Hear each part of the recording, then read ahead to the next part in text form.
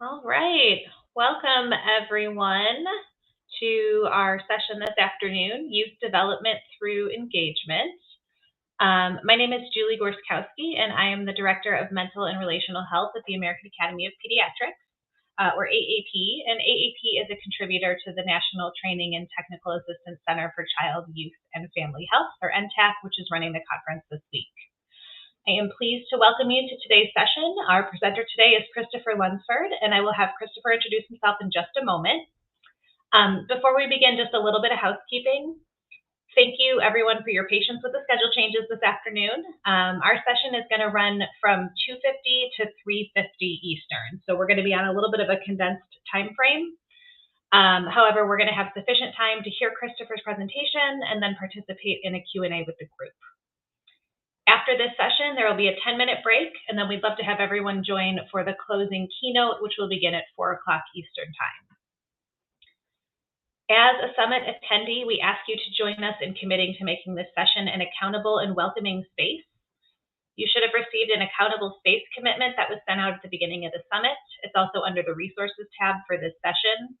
As you move through your meetings today, we ask you to help create an environment that supports brave conversations and fosters a welcoming, inclusive, and equitable environment for all. Couple quick notes about logistics. Please leave yourselves muted during the presentation.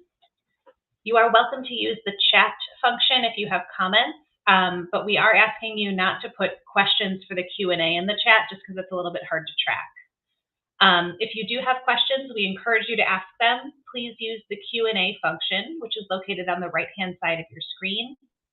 And if you see a question that's already listed in the Q&A that you'd like to elevate, please upvote that question to move it to the top of the list. And then I'll be monitoring the Q&A, and we'll read those questions out at the end of the presentation so Christopher can respond. So without anything further, I will hand it over to Christopher. All right. Thank you, Julie. And yes, again, welcome everybody. My name is Christopher Lunsford. I'm the Call for Change and Youth Care Coordinator at the Pennsylvania Mental Health Consumers Association and Youth Move Pennsylvania. So Youth Move PA is the youth branch of Pennsylvania Mental Health Consumers Association. So we're a statewide youth and young adult advocacy organization that's dedicated to eliminating stigma surrounding mental health while promoting wellness and recovery for those that are seeking aid along their journey. One of the ways that we do this is all of our staff members are individuals with lived experience in either mental health or co-occurring disorders with drug and alcohol. And that allows us to provide a peer-based perspective in all the things that we do, especially these educational opportunities, like the one that you're getting ready to go through today. So Youth Move PA actually provides an array of educational and training opportunities for youth, for young adults, professionals that work with youth and young adults across the whole Commonwealth of PA. So I'm excited that you're here today. I'm excited to be able to bring youth development through engagement to you all. This is a model that we developed within the last few years through all the work that we've done across the state and the TA and technical assistance that we've provided with other youth serving organizations. So let's just kind of jump right into it here. So our learning objectives today are broken into 3 parts. The first is that we're going to identify and understand the youth perspective. We're also going to learn how to build meaningful relationships with youth and young adults. And then thirdly, we're going to connect to leadership or youth to leadership opportunities through empowerment and through skill building activities. So we'll learn how to do all of these things throughout the training today. So first objective is really to understand and identify that youth perspective. So, I mean, what does that look like? When we start thinking about the youth perspective, we first want to ask ourselves, why do we want to get youth involved to begin with? And there's a lot of different answers to this question, depending on what you're trying to do, whether it's an individual or an organization, or sometimes even a youth yourself trying to get other youth involved. But what it almost always comes back to is youth voice. If you're getting youth involved, you're asking for youth voice participation, which is a form of advocacy. So when you think of it that way, you're trying to have youth there to advocate for youth voice. So when you do that, you're going to be able to gain youth perspective. You're going to be able to provide them with new leadership opportunities. You're going to empower them, right? They're going to be able to learn through that experience, and it's going to give them skills and knowledge to continue advocating for themselves down the road, even outside of the initiative that you're inviting them to be in, which is awesome because youth that are able to self-advocate are empowered to succeed in a lot of different areas in their life as they grow up. So one of the crucial ways of doing that, doing all of this, is that anytime we invite youth to the table, you're inviting them to become part of the planning process too. So we'll kind of go into a little bit more of what each of these can kind of look like here in this next slide. So these are some helpful tips when it comes to youth recruitment. And I know youth recruitment sounds kind of weird, but bear with me here.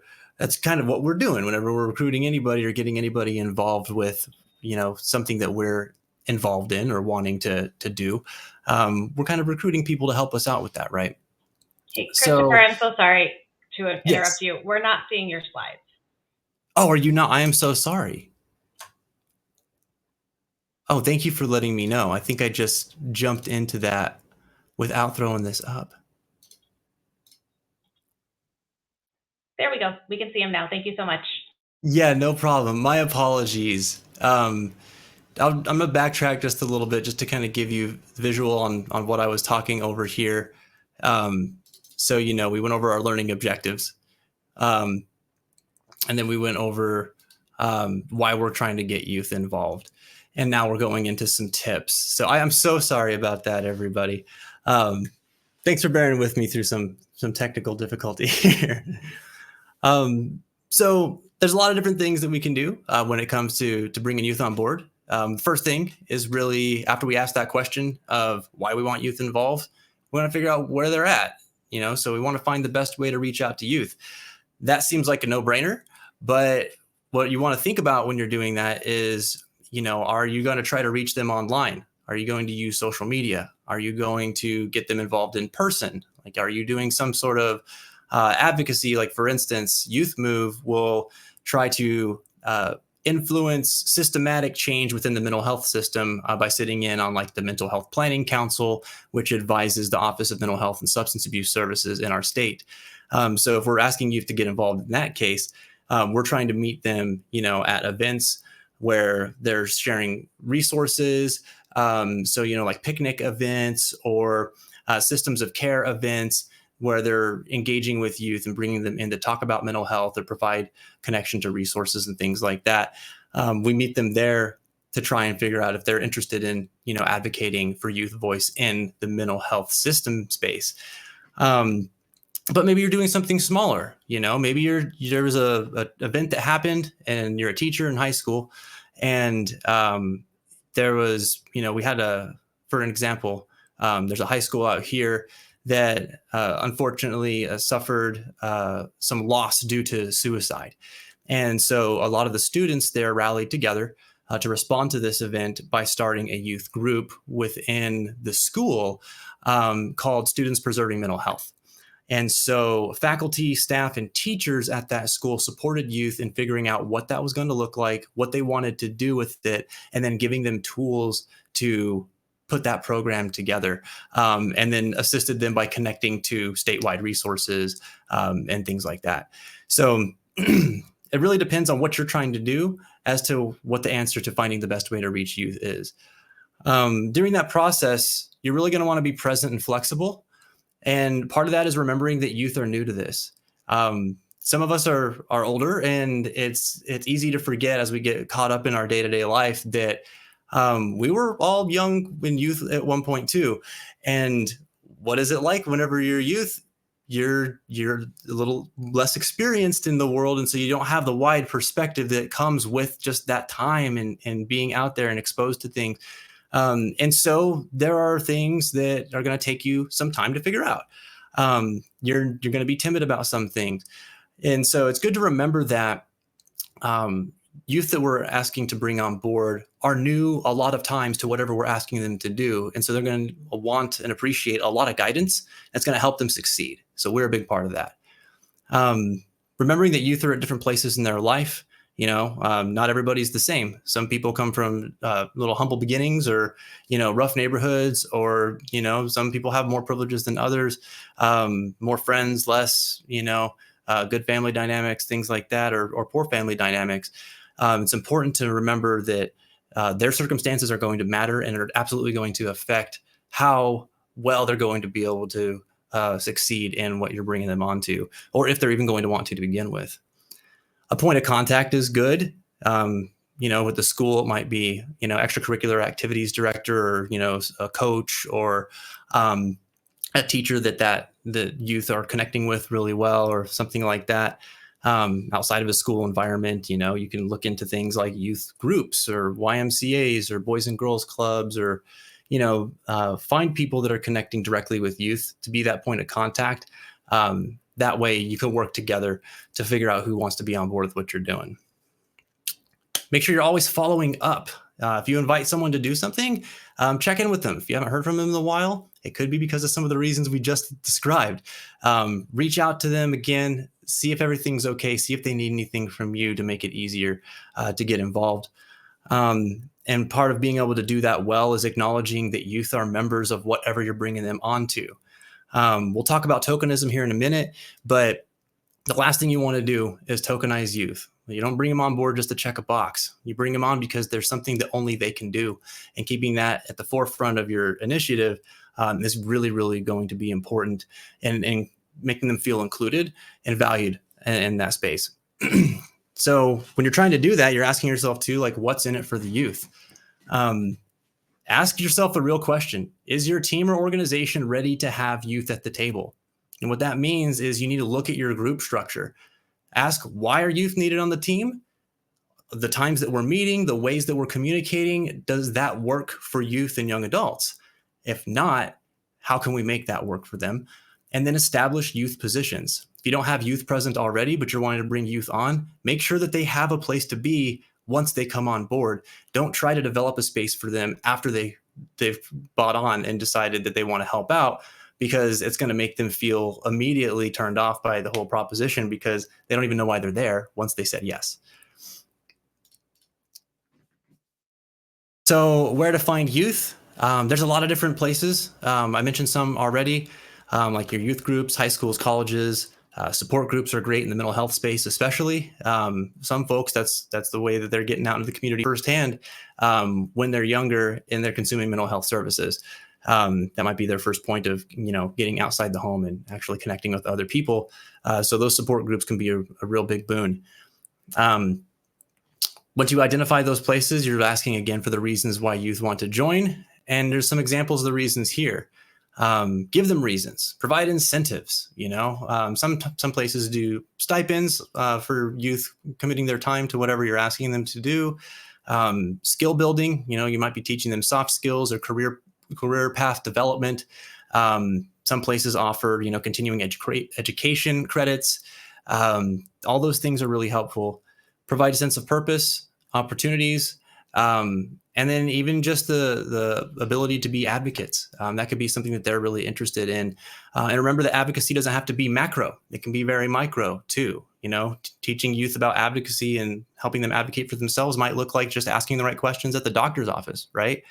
Not everybody is confident enough to do that. I'm sure that there's a lot of people here who have met that person, youth or otherwise, who has told the story about going to a doctor's office or talking with the boss or talking with the teacher and not standing up for themselves and saying what they needed because they felt intimidated or something. Advocacy looks like empowering them to be able to do that too. So just something to kind of keep in mind. I highlighted events here because Youth Move does a lot of events, and that's our main way of engaging with youth. Remember, not all youth want to be in leaders and sit in meetings and stuff like that, especially not at the beginning because it's not that comfortable. On the other hand, youth like to have fun. I'm an adult. I like to have fun. So anytime that's involved, I'm going to be a lot more engaged with whatever's going on. So events are a great way to do that, to provide that opportunity to talk to a targeted audience of youth about a certain topic. We have an event called Wellness Days that we do annually. And this is one of our biggest engagement events because we just basically invite youth to have fun, dedicate an hour of that fun time to a workshop of some sort to teach mental health and soft skills and things like that. And then we just get to talk with them, and they get to hang out with each other and make new friends and stuff. But it's a great opportunity to find people who are interested in leadership, and to provide some skills to those who are just looking to be everyday leaders in their own lives. So getting youth there and retention, location's vital. Again, not everyone wants to sit in a meeting by coming in person and in a space that they're not comfortable with. Figure out what your meeting style is going to look like, what your engagement style is going to look like. Are you going to be meeting in person? Are you going to be meeting virtually? Are you going to have something like a Discord, which is a chat-based social media and sharing platform? You can basically think of it like Facebook Messenger, but souped up, where you can create a whole community within the application. Very popular space for youth right now. Most people communicate there or on Instagram before they're communicating via text message or any other social media. So good thing to know on there. I already kind of touched on making youth feel part of the meeting, but I'm going to double down on it. Make sure that they have a space there whenever you bring them on, before you bring them on. Do not allow that tokenism to take place. And one of the ways that you can do that and get youth involved immediately in whatever it is that you're trying to do is develop a meeting agreement or that purpose statement. Just about everything that we do, we now introduce an our purpose statement that is guided and developed by youth, or at the very least alongside youth, as soon as that initiative starts. For example, we have a transition age youth and young adult subcommittee that advises the Children's Committee of the Mental Health Planning Council on a quarterly basis. We meet monthly. We really just got this started towards the end of last year. And one of the first things that we did was work with our youth that were involved to develop that statement. So the rules and the foundation of the space is youth friendly by default because they help develop that. That's a great way to get the ball rolling on the right foot. And it's a great way to ensure that whatever you're doing is going to be youth friendly and make it easier for new people to come on board who might be interested whenever you're doing your recruitment process. So tokenism, right? What is that? You probably heard it before. Sometimes people throw it out and just in a very angry way because it happens so much to them. Let's go into that for a minute. Basically, tokenism is participation for show. So it's not authentic, right? When it comes to youth, this is where we're bringing them on board into a space that they actually have little or no influence in. So they're just there to be a warm body in a chair. Big no-no in terms of engagement. Always want to avoid tokenism. Even with well-intentioned agencies, this is pretty common, especially when we're engaging in underrepresented groups, whether they're youth or not. So it can be difficult to avoid. When adult-led organizations elicit input from youth, this happens a lot because they're doing so without also empowering the youth as decision makers. So anytime you bring youth on, the best way to avoid tokenism is to make sure that you're bringing them on in a way that empowers them to do what you want them to do there and what they want to accomplish there. Make sure you're asking them what they want to accomplish whenever they come on. And that's going to be part of the goal that you work together on while they're in that space. Youth are going to have a lot of ideas. It's important not to shut their ideas down without explanation. And it's important to be flexible and present to allow yourself to open up to their ideas too, because there's a high chance that it's going to be something outside of the box or something that you didn't think of or might not even be comfortable with. And it's going to take you some time to sit with it and think about what that could look like. It's great if you can do that together. You do those things, you're going to avoid tokenism every time. So I just wanted to talk a little bit about the tokenism there. Okay, so our second learning objective, right, is how to build meaningful relationships with youth and young adults. So a key thing to remember with that is that part of engagement is building relationships. It's like this with anybody, but especially with youth. Like, human beings are pretty social creatures, right? We like to talk to each other, some of us more than others, but building connection is something that's important to a lot of us. When we're younger, That's especially true because the majority of what we're doing is actually building relationships and connections a lot of times. Um, Even whenever we're in spaces of learning or whenever we start getting jobs, like we're looking for those connections. Um, Remember that whenever you're trying to engage with youth. So it's about bringing task and relationship together to create something that's bigger, that's more powerful, therefore more effective. And it's going to take a lot of time and energy. So the burden of success or failure in this case, because you're building relationships and relationships are give and take, it's important to remember that the burden of that success or failure doesn't solely fall on the youth or the young adult that you're bringing on board. Remember, engagement is that two-way streak. So it's going to be better perceived as a two-way process that includes a determination to never give up on the person and be flexible yourself to see how you can meet their needs while you're trying to ask them to meet yours. Engagement, first and foremost, is a strengths-based process through which individuals with mental health conditions, again, Youth Move works a lot with folks in mental health recovery, forms a healing connection. Keeping it strength-based helps to form that healing connection. And that's going to help people that are looking for support in their recovery and wellness, but it also helps in the context of family and culture and community, which is something that you're going to be asking them to contribute to through their work with you. Engagement really is built on a sustained foundation of hope, mutual trust, respect, effective communication, and a recognition of the strengths and the resources that people are bringing to the table, because they're going to bring things to the table that you're going to learn from, and it's going to be awesome. But it's something that we forget about a lot, because when we think youth, we think we need to teach them, but we forget sometimes that they can teach us a lot as well. So avoid transactional relationships to keep engagements strengths-based. So this means that, try to avoid that. If you come on board and attend this meeting, we'll give you this, or we'll do this for you. That might be effective in a short term, but when you're looking at the big picture, it's going to muddy the waters really, really quickly. You want that relationship to be mutual. You're playing the long game here when it comes to engagement. And really, if you want to quantify it down to anything, it just comes to building a good relationship with that person. Get to know who they are. It's going to make it a lot easier for you to work together and what you're bringing them on to do.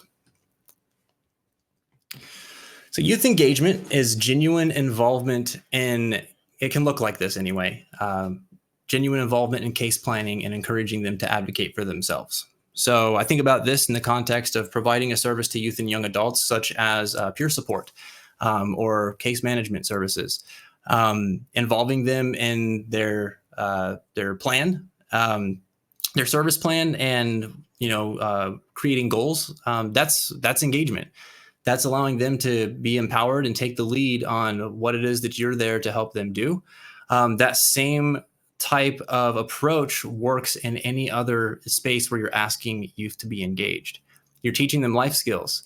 It can also look like providing opportunities for positive outcomes.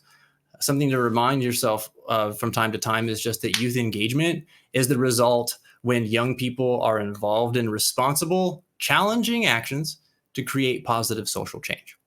So responsible, challenging actions to create positive social change. They're going to be able to do that the best when they're involved in that planning and in making decisions that affect themselves and other people like themselves. Okay.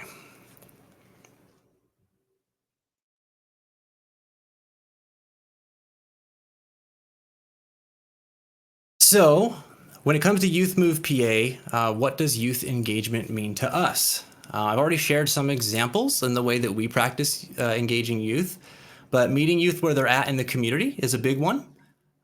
We have something called the Thrive for Hope support group, which is a youth and young adult driven support group that runs every Thursday at 4:00. We've been maintaining that now for about 2.5 years, and it's great. It was developed by youth in an in-person setting before it was brought to the virtual space, which was great during the pandemic because a lot of people were stuck at home, but still needed that support, and they weren't able to get out to in-person groups anymore. So we engaged with youth in Washington County in Pennsylvania, to figure out how to put this group together, what their ground rules were going to be, and then how to make it work in a virtual environment. All youth run. And then they gave us their blessing to help maintain running that through some of our grant projects. So that's still running today. We engage on social media. We have a membership and allies meeting that happens quarterly with our Youth Move members. This is a way for us to connect with them and get them to give them opportunity to share with us what's happening in their communities, what's working, what's not, and if there's anything that we can help them out with. And also for us to share with them what we're doing and anything they might be interested in getting involved in, and sort of what their support is allowing us to achieve. We also provide opportunities for social connection by building healthy, positive, natural support systems. Again, this is through getting to know the youth that become part of our membership. And then we put out surveys on a fairly regular basis too, to really capture the state of youth mental health, which we then compile into data and use that to report on to mental health systems in the state that will allow them to make more informed decisions about services that will impact youth and young adults. So I have a short video here just to show what our Wellness Days event kind of looks like, and some of the ways that we engaged youth in that space.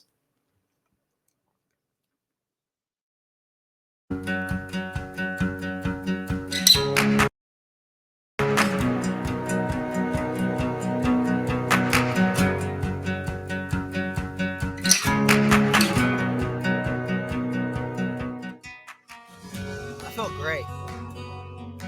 I'm like, we're all gonna get through this together, like everybody in the world.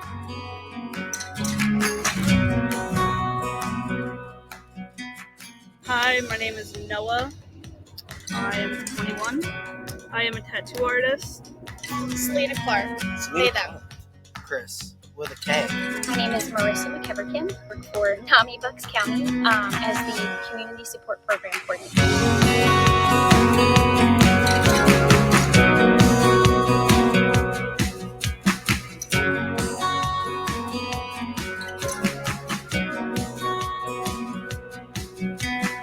And I finally was like, you know what, like my life's at a good point now. It's okay to ask for help. Wanting to, do as much as I can to prevent it, bring awareness, and let people know that they're not alone, and continuing to let myself know that I'm not alone.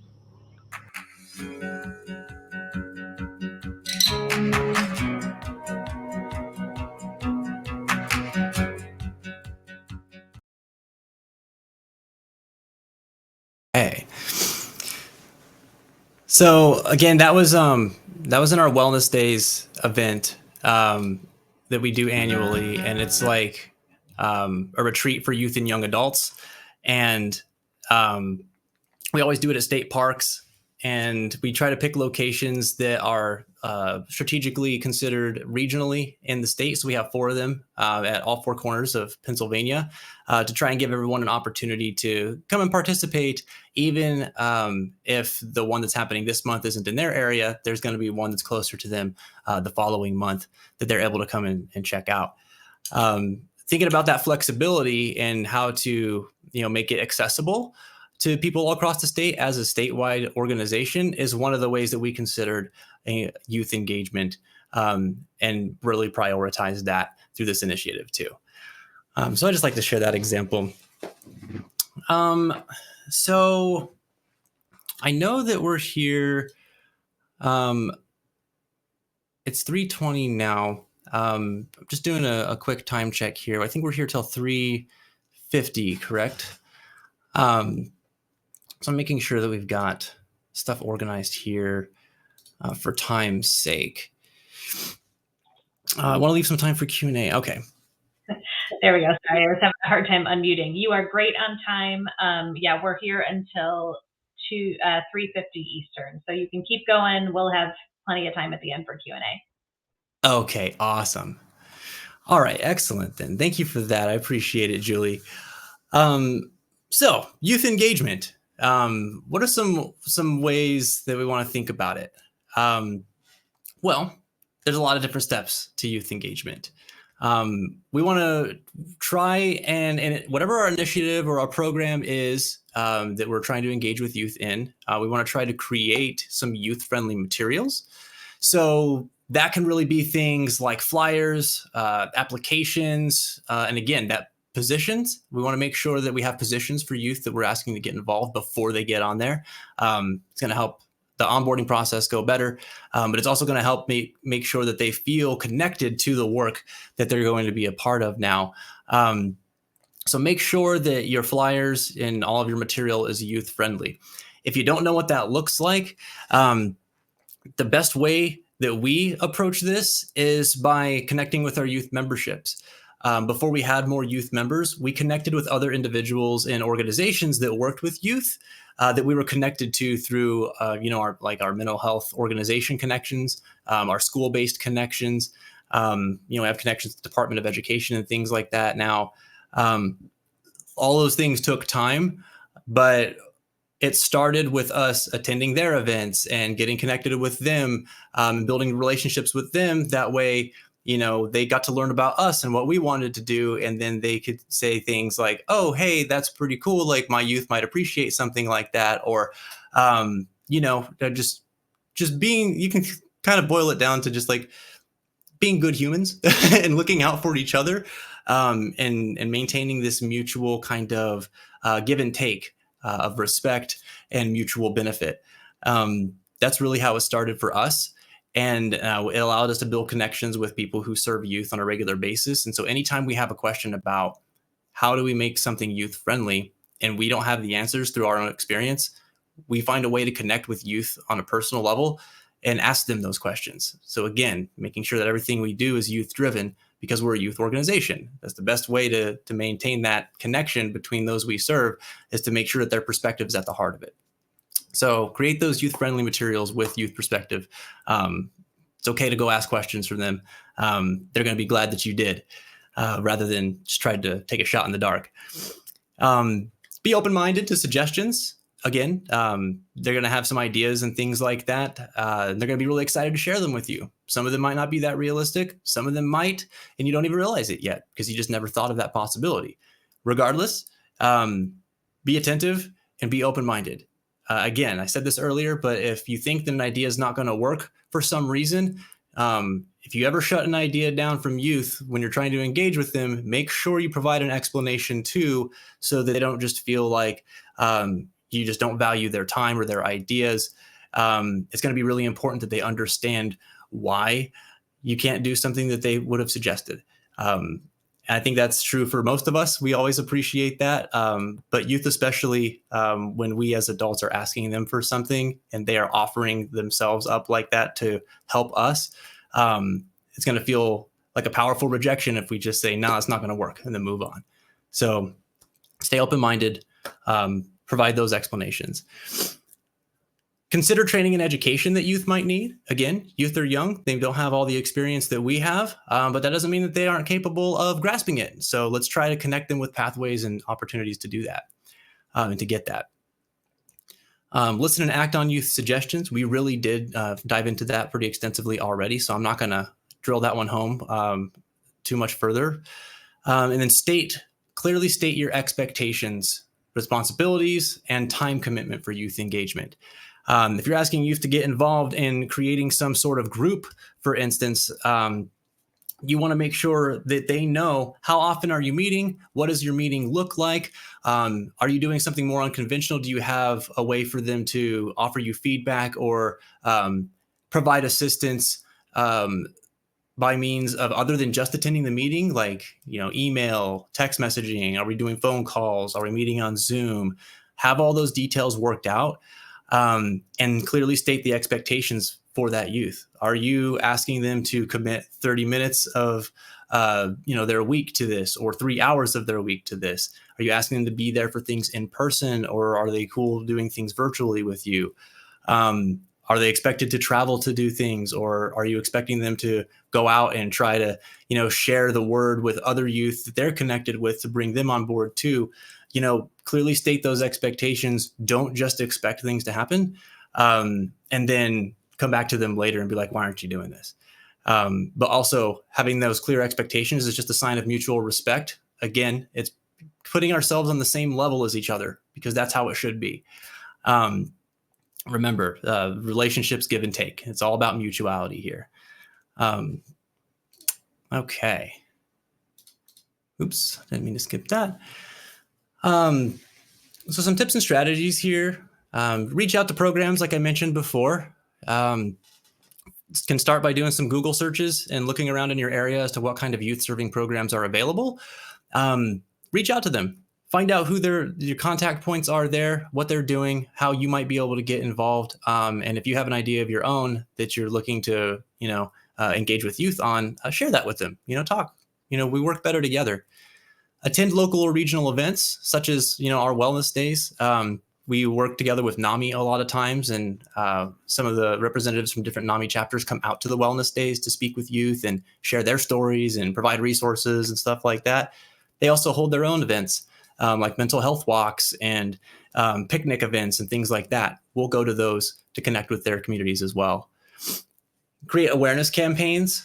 For instance, we had a campaign called Life Through My Lens, which was really about addressing self-stigma and the way that we treat ourselves with our internal voice. We created a workshop. We delivered that workshop to youth and young adults in various areas of the state, some in schools, some in youth programs, and some at youth serving events. And then we created a social media campaign around it using hashtag Life Through My Lens, where the whole purpose was to share a post, a picture of something that represents you and who you are and your strength, and then caption it with something that is highlighting your strengths. And then, just add that hashtag, and then you share it with other people. And then it created a nice place where you could jump on Instagram or Twitter or Facebook and search that hashtag and see a lot of different posts from people who, were changing their own narrative from the inside. To address stigma from the outside. So that was a lot of fun. Again, the presentations in schools and attending support groups and things like that, cannot recommend those types of things enough. There's a saying that we don't need to reinvent the wheel, right? So sometimes there are things going on out there that we can connect with, that we don't need to develop ourselves. We just need to find where they're at and connect with the people who are involved in them and see how we can mutually support each other by being part of those groups together. And then lastly here, websites and social media marketing. This can be really complex depending on what you're trying to do and, what kind of resources you have. I know for us as a nonprofit organization, we were staffed by 3 people for a while. So doing all of this stuff, and then also managing a website, and then also making social media posts, was very, very challenging. And sometimes some of those things would slip and fall by the wayside. But you can really take it back to a task-oriented approach, where if what your main focus as an organization or individual of doing right now, ask yourself, what am I doing? What is the purpose of that? And does it make sense? Like, is social media or web marketing or things like that going to feed into that a lot right now? If so, you can focus your energies into that more so than some of these other tips that might not be quite as beneficial for that initiative. It really just depends. And these are just some examples of what you might look at trying to do when you're trying to create more engagement with youth while you're doing that initiative. So some other examples that I have, like I mentioned our TEA subcommittee earlier, so I kind of got ahead of myself because I was going to talk about that a bit more on this slide. I'll tell you a story about how the Transition Age Youth and Young Adult Subcommittee started. It was first a work group within the Mental Health Planning Council, and then it kind of fell short because not a lot of people were engaged. It sort of fell by the wayside because not a lot of people were, wanting to focus on the work that was being done there. And there also wasn't much youth participation. And so there was one particular quarterly meeting where during the joint session where all the committees were together talking about what they discussed and what each committee was working on in a joint way. There were some youth that were there that were youth advocates. And it started with a conversation came up about systems that were serving transition age youth specifically, teenagers going into adulthood. And someone said, well, there's no clear pathway for this to happen.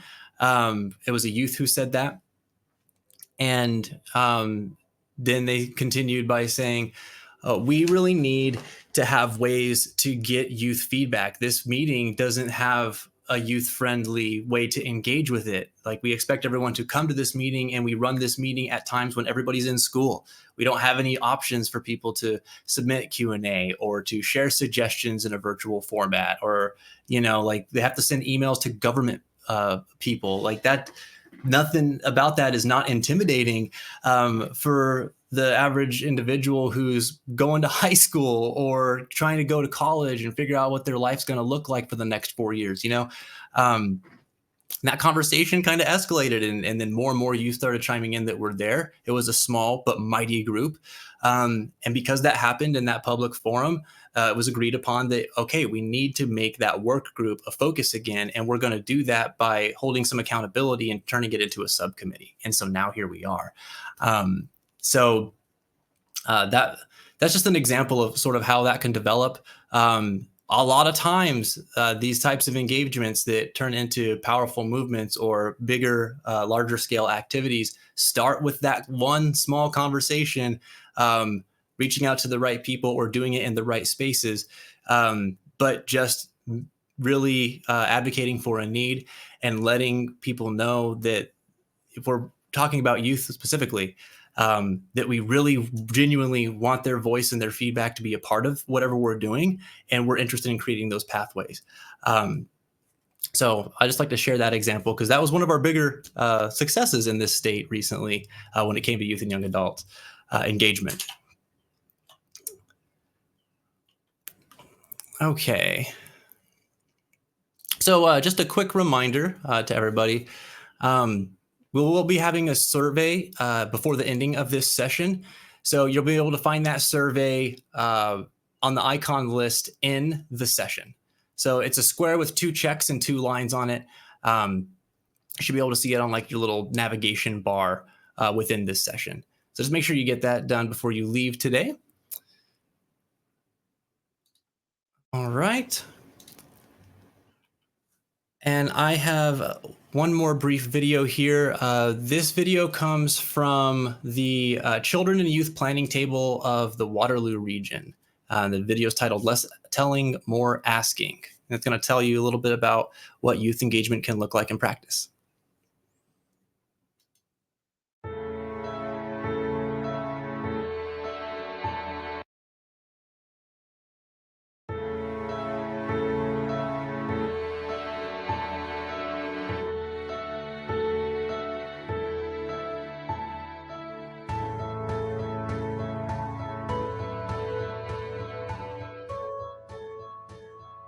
Why is youth engagement so important?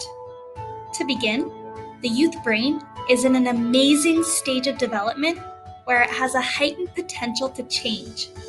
This is called neuroplasticity. Experiences through meaningful engagement can then open up opportunities for tremendous growth and adaptability in a young person. At the same time, by age 15, a person's reasoning ability, or their logical thinking and problem-solving skills, is fully developed. This means that youth have insurmountable potential to contribute, which can be realized through opportunities for meaningful participation. In recognizing youth's ability to be agents of change in the community, there is a valuable opportunity to connect youth with those who hold decision-making power. When we do this, communities can better leverage innovative solutions. So let's take a look at what happens when youth are meaningfully engaged. Both youth and adults develop new skills and build their capacities as agents for change. Organizations and programs are more responsive to youth needs and wants. Networks are strengthened between youth and adults, and an increased sense of belonging for all ages in the community is fostered. Communities pave the way for innovative solutions to societal challenges. All in all, youth have something to contribute now. And this means changing the mindset from how can adults help youth to how can youth and adults help each other.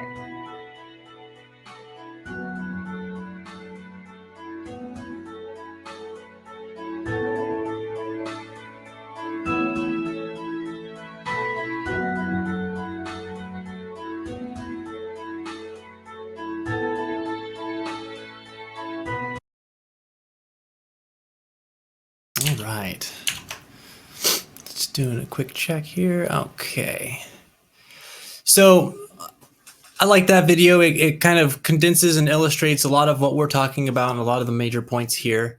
So this is a video you can find on YouTube if you want to share it with others or if it spoke to you in some way. I'll be more than happy to provide a link to that later on in the Q&A session or something like that. So that being said, the last learning objective here is connecting youth to leadership opportunities through empowerment and skill building activities. So real quickly, I just want to highlight what an empowered youth will be able to do when we're practicing all the things that we talked about and we're trying to connect them with youth and leadership opportunities. The empowered youth is going to be able to advocate for themselves and others. They'll be able to know their community values as well as their own worth. This will allow them to seek help for themselves and others with a greater understanding, and that's going to let them find their path and follow it. Anybody remember being in high school and having to go through those sections? I think it was like, for me, my either sophomore or junior year, being taken into the library and sitting down with the counselor who was trying to help me plan my career. You know, what are you going to major in college? Let's set you a 4-year goal plan. What is it that you want to be? And me sitting there like, I have no idea. Like, I'm just trying to get through high school, like I was in orchestra. I was like, I have a concert that I have to prepare for in 3 weeks and I haven't gotten any practice in, like you're asking me what I want to be doing for the next 4 years. Like I don't even know what that's supposed to look like. But when we're doing all of these things that we've been talking about in this training, when youth find themselves in that position, they're going to have a greater ability to find their path and follow it. I don't know about anybody else here, but for myself in that youth space at that time, I didn't have a lot of that relationship building going on with myself and other adults to develop those kind of skills and become empowered in that way. So that might have been different had I had those other types of engagement being presented to me, and youth and being myself and adults being the teachers and parents and people who are supporting me, if we were working together on our goals instead of them trying to serve me as the youth, right? Empowered youth are also going to be able to bounce back from challenges with greater resiliency than before. So that's one of the big reasons, because as a youth, you're going to run into a lot of challenges. You're going to need to be able to bounce back. Let's empower them to be able to do that. And then with all of this, that empowered youth is going to be able to lead by example simply by existing and being in a space where other youth are, because other people are going to see what they're doing and how they're doing it, and it's going to empower them by extension. So you can really see how this all starts to come together and spread, and it happens really fast. So our last major point that I'll talk about here, or last major slide rather, are these tips to empower youth leadership. So you want to give youth the tools to collaborate, problem solve, brainstorm, and reflect. And then you want to encourage them to use their passions for good. That, again, you build that relationship with them and find out who they are. It's going to be easier for you to encourage them to use their passions, because one, you'll be aware of what they are and what they care about. Thirdly, you're going to want to guide them to believe that their voice matters without judging or criticizing their ideas. There's a lot of spaces that youth inhabit right now where this just never happens. So it kind of comes as a shock whenever an adult actually believes in their voice and their ideas. Remember that that's the norm for them a lot of times, for a lot of people. But be that example on how you can show them that their voice really does matter. Next, you're going to want to let them know, guide them to understand that people will not always want to listen, right? That's just part of life. But just because we would like them to listen, that doesn't mean that they're always going to listen. But not to take that personally, because this is just something that happens. There's a lot of reasons why people might not listen to us, whether we're youth or adults. But youth especially, we can help guide them to understand that and become more resilient to it. Next, number 5, we want to help them to learn that sometimes even the most fabulous idea just might need a bit more logistical planning. Again, from personal examples, when I was a youth, my head was in the clouds a lot, still kind of is sometimes. I'm a dreamer. I like to think of possibilities and ideas and big changes that could happen. But I don't always have the right, pathway there. So just because I don't have that established yet, does that mean it's impossible? No.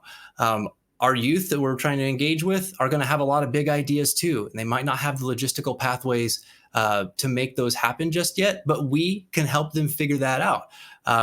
Don't dismiss an idea as just a lofty idea. We can really show them whenever they present those to us and trust us with those things, to be able to support that idea and explore it a little bit. I know that it looks like I'm missing a number 6 here. I unfortunately just mislabeled that, so don't worry, we're not missing a step. But the next step would be to give youth a chance for them to fail, but help them learn to succeed. We as adults can engage with youth in a way that creates a space of safety where they can fail and then pick themselves back up and learn from those mistakes. We can foster that. We want to also employ storytelling of successful youth leadership to counteract negative messages about young people. That's why I shared the story about the Transition Age Youth and Young Adult Subcommittee being formed in Mental Health Planning Council. In the spaces that I work in, there's a lot of individuals that I come across who don't believe that young people are capable of big things, or that they are responsible enough to get into some serious spaces or be advocates for change, or even lead things. Sometimes it's not about whether they think they're capable or not. They think that their brains aren't developed enough to be able to understand or comprehend the type of work that we might be asking of them. But that's simply not true. If it weren't for those young people speaking up that day, a lot of them being advised by teenagers that they work with to have the perspective that they do on why needs need to be addressed in that space, in that mental health space, they wouldn't have been able to speak up the way that they did, and we wouldn't have been able to create that subcommittee in a meaningful way that is now doing good work and advising the state. That's what it can look like. So we have to believe in the potential, and we want to make sure that we hone in on those stories that we encounter of success and share those with other youth, share those with other people who work with youth or interact with youth. And then lastly, we can invite youth to launch a project or idea of their own and support their progress, just like what we did with Thrive for Hope, the youth and young adult support group that I shared about earlier. So I know that we've got only a few minutes left here, so I'm actually going to just jump to the end. There was only one other slide left anyway, and it was covering things that we had talked about. So I want to make some space. If anybody has any questions, comments, anything that they thought that they would like answered during this session, we'll be taking some Q&A at this time, and I will throw up some contact info on the screen in the meantime if you want to reach out to us or if you have any additional questions beyond this session. So thank you so much. Thanks, Christopher, so much for that great presentation. I don't have anything in the Q&A yet, so I'm going to give folks a minute or two to drop questions in if they have them. And while folks are doing that, Christopher, I'm wondering if you have any tips or strategies for folks that are trying to engage youth virtually, and if there's anything different you have to think about if you're looking at virtual settings. Oh, sure. So this is a fun one for me. Before I got into this work, I kind of started off my advocacy journey on Twitch, which is, if you're unfamiliar, you can think of it basically as a live version of YouTube. Live streamers will go there to create content in a live format and interact with their communities. They've got like a chat function, kind of like what we're seeing here in this presentation. But a lot of times streamers are playing video games and they're talking with their communities. So my idea before I got involved with that was I wanted to figure out a way to share my experience as a person who grew up in the mental health care system, as someone who was diagnosed with mental illness at 5 years old, and then had to go to school and had to make friends and had to figure out how to be an adult later, while at the same time navigating mental illness and recovering from that. Um, I wanted to be able to share those opportunities with other people because I met a lot of people who didn't have support that I did. And so I thought, a lot of this is going to be engaging with youth and young adults because that was the focus, right? I wanted to reach out to other young people that at the time I was only 21. So other people, young people like myself, who maybe didn't have so much support, who maybe didn't have any place to talk about their mental health or even acknowledge that they dealt with any mental health challenges.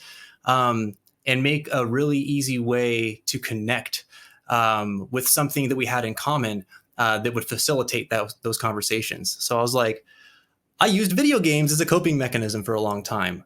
Let's go on Twitch, let's play some video games. And when people come in, I'll ask them some surface level icebreaker questions.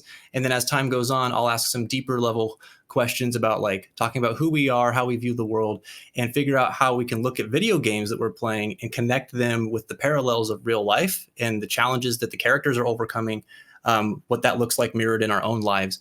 And then facilitate those conversations and also give a place for people to come and talk about challenges that they're going through, successes that they're experiencing, in a place where people are going to hear them. And eventually it grew and turned into this community where we were able to foster support with each other. I haven't gone live in over a year, yet we have a Discord community now where they are able to talk with each other even when I'm not present. We have a channel in that Discord community called Peer to Peer, where people are able to share hardships they're going through and get support from other community members who are just peers like themselves. No professionals, no clinical treatments or, top tier, high level supports, just people being there for each other. So that's an example of how I've personally looked at reaching out to people in the virtual space, because that's what I knew. I spent a lot of time on social media as a young person. I spent a lot of time playing video games and connecting over social media and in online spaces. So I knew how to navigate that. And I used that to create a space where other people could just, jump in and connect with each other. And it became self-sustaining after a while. I don't know if that helps answer your question. It does. Thank you so much. Mm-hmm. One other question, any tips for folks or organizations that are just getting started with youth engagement? Kind of where do you start? Any tips for organizations that are just getting started with youth engagement? Once you've taken that step back and assessed like what you're actually trying to do, like remember, youth engagement is broad, right? What you have to ask, what does that mean and what does it actually look like? What am I going to do with that engagement? Once you've defined what your purpose is and what you want to accomplish, then you look at, I would start by looking at examples of other people who are accomplishing that very goal. If that's hard to find other like-minded people who are serving youth in general and start talking with them. So I shared a little bit earlier about how we connected with other organizations. When we first started, it was just a small collection of us with a dream. And when Youth Move was under PMHCA, we're still under PMHCA, but when we were just getting developed under PMHCA, we looked at PMHCA, our parent company, and asked about their connections and who was serving youth. And then we connected with those people on our own to talk with them about what we wanted to do and share that with them. And a lot of times we shared that with them also with the intention of providing support to what they were doing. So there was this like mutuality to it. For example, we had a contact at the Department of Education, and she was connected with a county that had a youth ambassador program, and they were looking to expand their efforts a little bit beyond just their county. Since we're a statewide organization, we said, okay, cool. We're also interested in getting involved in schools. We want to teach school-based mental health curriculums or education opportunities like these trainings, and bring them to teenagers so that they can start learning about that stuff early and get support. How can we do that? They were like, oh, this would be a great connection, right? So then we talked to the county administrators out there, the school administrators that were connected to the Youth Ambassador program, and worked out a way to support them at their suicide prevention events. So we attended those events. We provided them, we had like a QPR training that we developed, or not developed, but that we offered. And then we developed a supplemental training to go alongside that for youth specifically. Brought that to them. They got to know us after about a year, and then we started getting this thing called Peer Generation off the ground by partnering with the Copeland Center for Wellness and Recovery. It's basically a curriculum for youth and young adults to learn about peer support. And we're like, oh, that was perfect. So when we heard about that, we talked to Copeland Center contacts, built relationships with them. We connected them with Youth Ambassador program. And then they were like, oh, our students would love that. Bring that to our schools.